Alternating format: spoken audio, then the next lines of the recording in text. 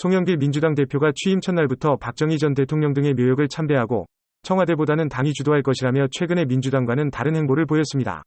박 전 대통령의 묘역을 참배한 이후엔 헌신을 기억한다며 방명록을 남겼고 문재인 대통령이 당정 갈등이 있는 것처럼 표출되지 않도록 해달라 요청했음에도 앞으로는 청와대가 아닌 당이 정책을 주도하겠다고 선언하여 온도차가 느껴집니다.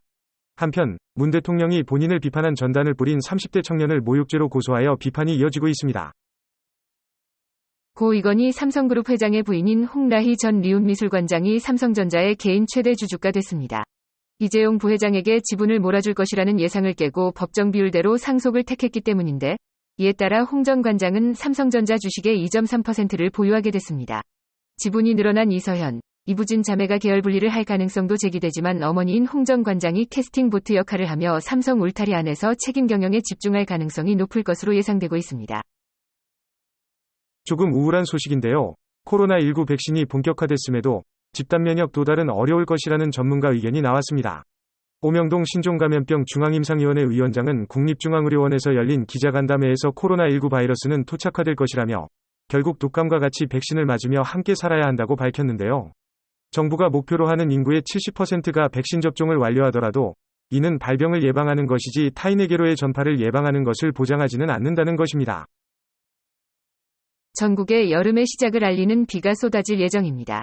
수도권에는 20에서 60mm, 제주도 산지 등 일부 지역은 250mm가 넘는 폭우가 쏟아질 것으로 보이는데 비는 내일 새벽까지 이어질 전망입니다. 서울은 4일 늦은 오후부터 밤 사이에 비가 가장 강하게 내릴 것으로 보입니다. 한편 5일인 어린이날에는 종일 전국에 강풍이 불 것으로 예상되고 있습니다. 국내 시가총액 5위 기업인 네이버가 블로그에 일기를 쓰면 포인트를 주겠다는 이벤트를 펼쳤다가 단 3일 만에 돌연 중단하며 비난을 받고 있습니다.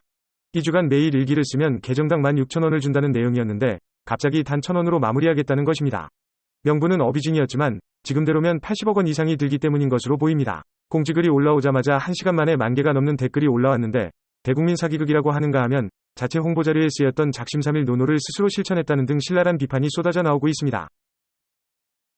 중국 정부 기관이 인도의 코로나19 위기 상황을 조롱하는 게시글을 올렸다가 역풍을 맞고 삭제하였습니다.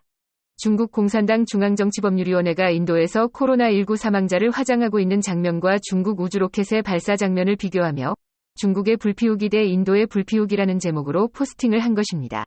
이에 인도 등 해외에서는 물론 중국 내에서도 비판이 터져나왔습니다. 한편 중국은 코로나 위기에 빠진 인도를 돕겠다며 지원 의사를 밝힌 바 있습니다. 그럼 오늘도 좋은 하루 보내세요.